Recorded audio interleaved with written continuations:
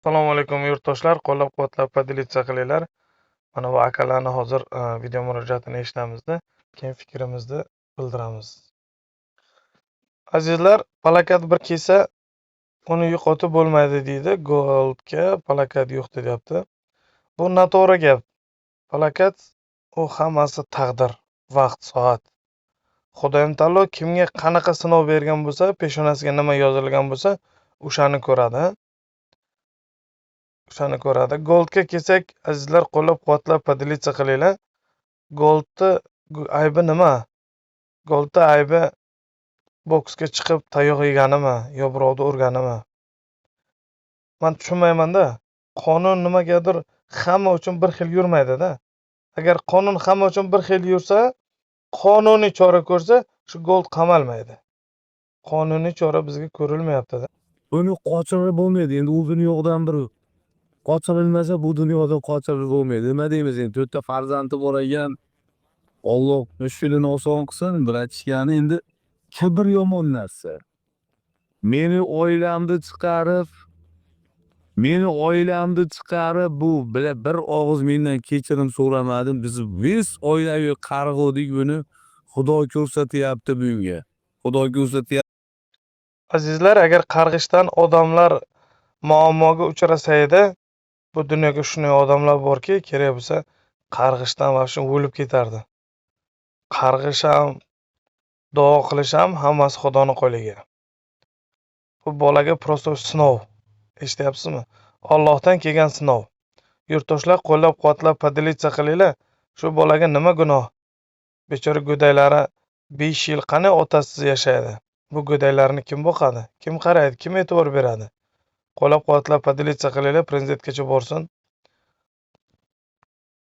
Deymi bir og'iz telefon qilib aka mendan uzr shunaqa ish o'tdi deb qo'ysang sen bilan Yana aytganlarki, ayb ish qilgan bo'lsang, mendan bir oz uzr so'rash kerak, uzr so'rashing kerak deganlarda. Odamzod kechirimli bo'lishi kerak, kechirish kerak. Har bitta yaxshi yomon gapni kechirish kerak. Odamzod baribir xato qiladi. Xato qilmagan bu dunyoga inson yo'q, hamma xato qiladi. Xato qilmagan inson yo'q.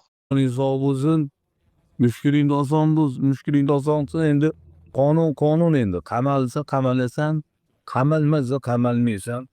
Sog' bo'linglar, salom. Yurtdoshlar, bizga qonun bilan yurmaydi.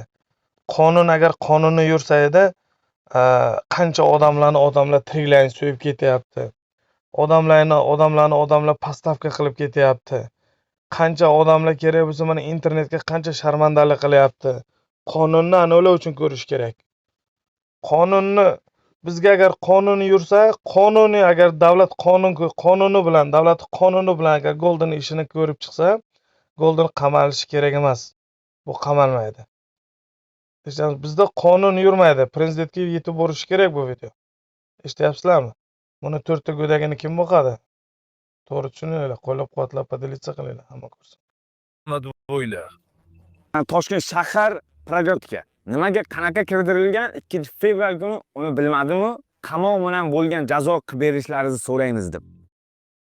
Qamoq bilan qilib berilgan jazo qilib so'raymiz degan bo'lsa, ular qanaqadir bir 4 ta puldor kelib sizni sotganda pul qistirilgan, prosta sizni tarafingizda ular olib, davlat ishiga ishlayotgan odamlar olib, sizni pastavka qilib, sizni qamamoqchi.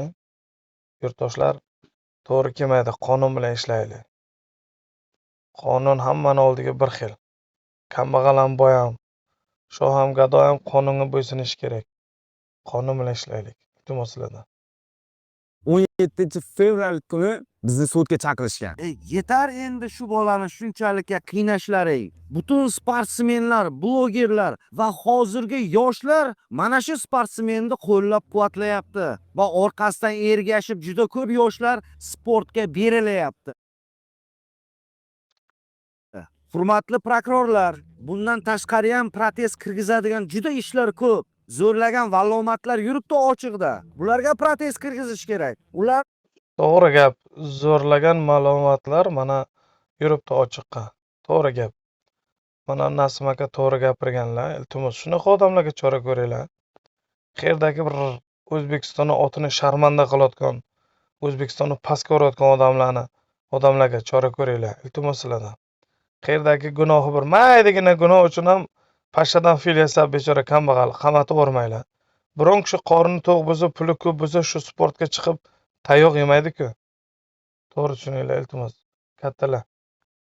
borib qamash kerak. Bu sportsmen nima qildi? Kimnidir o'ldirdimi, so'ydimi, zo'ravonlik qildimi?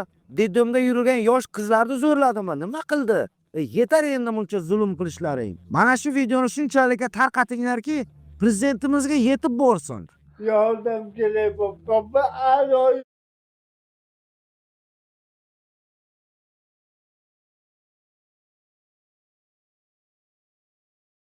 Kim birovni g'iybat qilgandan ko'ra mana bunaqa odamlarga yordam berganlaring yaxshi. Blogerlar, tiktokerlar. Mana bunaqa odamlarga yordam beringlar, qo'llaringdan kelsa. Nima keragi bor shu bechora bir boksyorni aybdor qilib, boksyorni nezashda qamataverish. Sizga nima yordam kerak bo'lyapti? Doktorga yotib turarman. Doktorga biza hech ishonchli